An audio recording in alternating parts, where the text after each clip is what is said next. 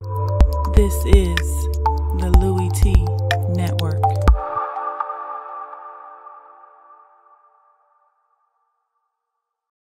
I'm ready for some football. I don't know about you. Who else could it be but your man Louie? Yeah. Overtime! So we head to overtime. Who else could it be but me, your man, Louie T? Welcome to Saturday Night Football Overtime. Lions, Bears, oh my. Saturday Night Football, or Saturday afternoon football in the Motor City. Lions get the win 20-10 over the Bears, get to 8-6 on the season, give themselves a shot in the NFC wildcard chase for that sixth and final wildcard spot in the NFC. It's going to be tough sledding for the Lions. There are a number of games that they can look back on this season and lament that they didn't get it done. The Falcons game comes to mind as probably the most gut-wrenching loss of the season. A bad loss to me. And Carolina's a good football team, but that was a winnable game at home versus Carolina. That's one you don't want to let slip through your fingers, but it did.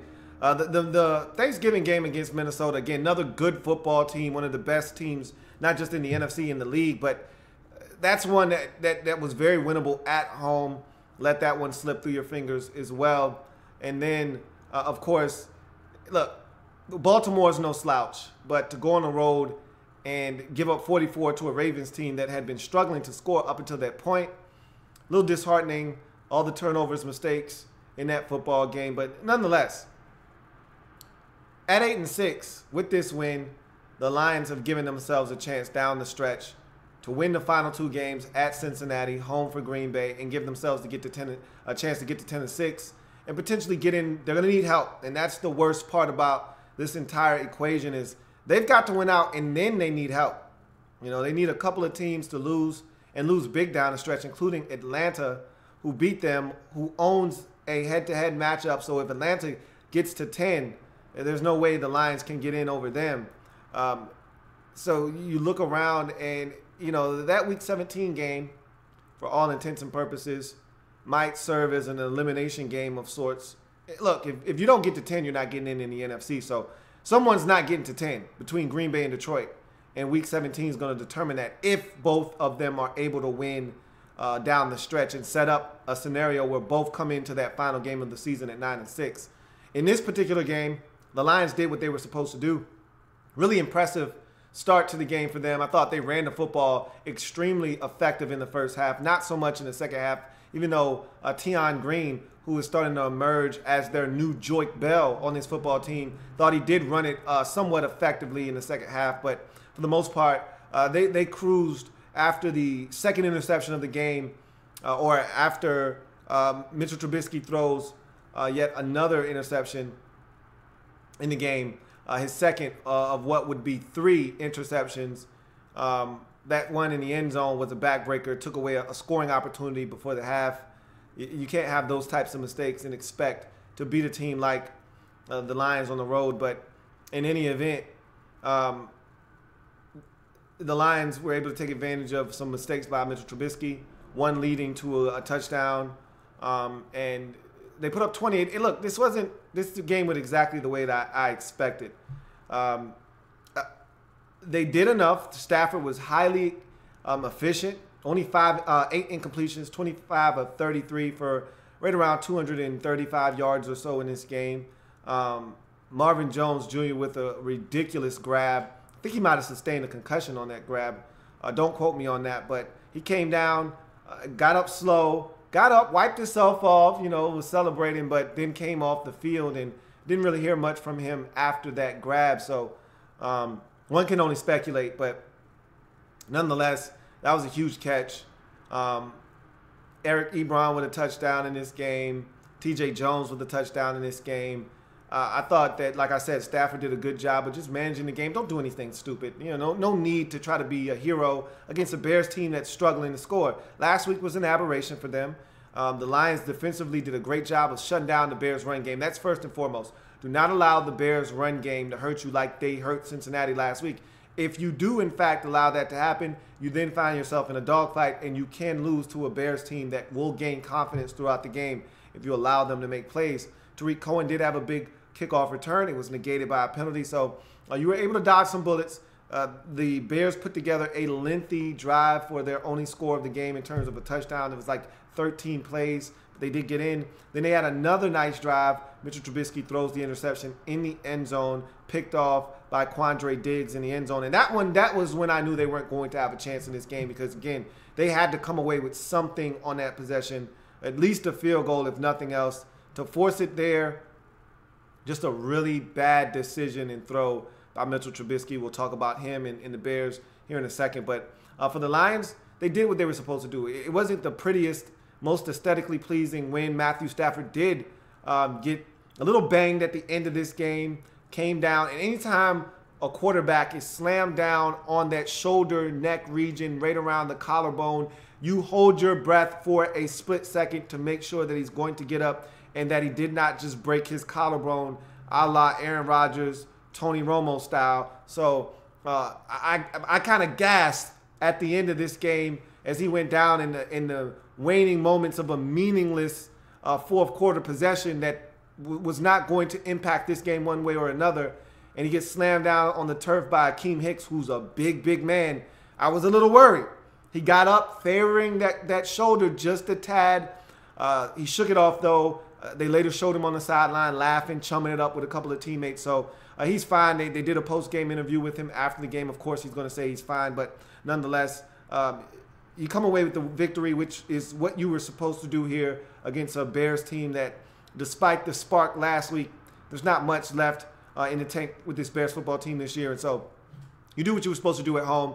Create 3 Mitchell Trubisky interceptions en route to a 20-10 victory. Darius Big Play Slay was exactly that in this game with a couple of picks on some overthrows by Mitchell Trubisky. Speaking of which, as we get to the Bears in this game, Mitchell Trubisky, although he threw for 300 yards, and I'm not sure, don't quote me on this, that might have been his first 300-yard effort of his career, may not have been, but threw it 46 times, so they're starting to cut this guy loose. Made some mistakes in this game, and it's good Mitchell, bad Mitchell. And you look at good Mitchell, a pass from the end zone where you're trapped deep in your own territory. You're in your own end zone. He scans the field, finds a receiver, throws the football on the button, and is able to move the sticks. 3rd and 17, he's able to find Marcus Wheaton for about a gain of 20. Stand in the pocket, know you're about to take a shot, deliver the football, and move the sticks on a 3rd and damn near impossible situation. That's great football. Bad Mitchell Trubisky, a corner route to the sidelines. Your guy is open. He wins, and you overshoot him and throw the football right to Darius Slay, who's not even checking that particular receiver on that play. He fell off of his coverage in zone and walked into a pick. Can't do that. Good Mitchell. Him continuing to use his legs. He's a really quiet athlete. We don't give him enough credit for his ability to escape the pocket, but he can move, and they love getting him outside the pocket on bootlegs and things of that nature. The interception he threw came on a bootleg where he was rolling out to his left, throwing across his body, and the ball got away from him. But he can move, and that's one of the traits and attributes that you like about Mitchell Trubisky moving forward. Also, good Mitchell Trubisky. Staring down the gun barrel, taking a shot, delivering the football, moving the chains. Again, doesn't have the best receivers in the world out there with him, but still able to trust that he can get the football in the vicinity of these receivers and give them a chance. And if that means taking a shot in the pocket, so be it. Bad Mitchell Trubisky. You're in the red zone. You've got a scoring opportunity right in front of you. If you simply throw it away, you're going to get, at worst, a field goal attempt. Can't be sure with the field goal kicking problems that the Bears have had this season that you're going to get 3 out of this, but most likely this is a chip shot field goal. You'd like to expect your kicker to be able to put it through the uprights, and you get 3, and instead of it being a 10-point game, you cut it to a 1-score game, which is imperative because it gives you an opportunity for the remainder of the game, barring that the Lions don't score again, to try and tie this game at some point with a drive and even a big play. Who knows what happens? Tariq Cohen touches the football, and all hell can break loose. I mean, you just don't know. You want to give yourself a chance. That pick in the end zone to Quandre Diggs was a absolute backbreaker. That was the quintessential definition of a rookie mistake. Bad Mitchell Trubisky. But all in all, that's what rookies are going to do. They're going to make mistakes. They're going to make some good plays. They're going to excite you. They're going to also make you want to pull out your hair. And that was a really bad decision by Mitchell Trubisky on that throw. Really cost his team in this game. The run game never was a factor in this game for the Bears, and that's a problem because that's the best part of their football team on the offensive side of the football. No run game equals no success offensively, which equals no chance for this Bears football team, barring turnovers like in that Carolina game.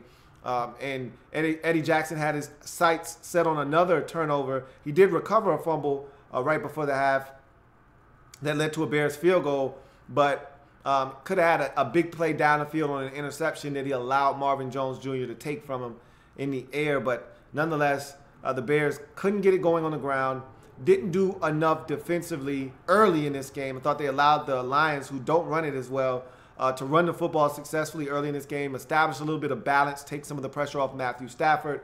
And I didn't think it was a bad performance by the Bears defensively in this game. They just didn't get a lot of help from the offense. And then you add into the fact that Mitchell Trubisky threw 3 interceptions. You know, the one late, you really don't want to factor that one in to the outcome of this game necessarily. But the first 2 picks were definite big plays in this game because they took points off the board and in one instance added points to the scoreboard for the Lions as they were able to get points off of that turnover. So those are the types of things you got to avoid when you're a 4-9 team on the road looking to try to steal one against a divisional foe.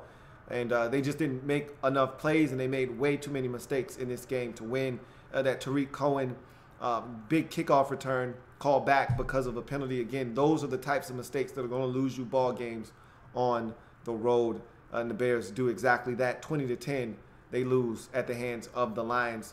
Dropped to 4-10 on the season. Meanwhile, the Lions improved to 8-6. That's going to do it for your man Louie T here on Saturday Night Football Overtime. Come check me out for the conclusion of Chiefs and Chargers. Huge game in the AFC West. Winner of that game most likely going to win that AFC West division.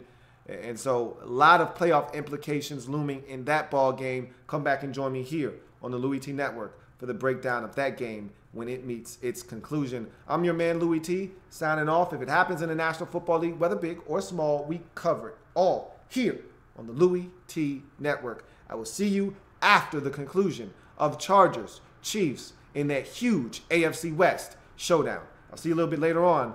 Have a good one. Enjoy the rest of the game.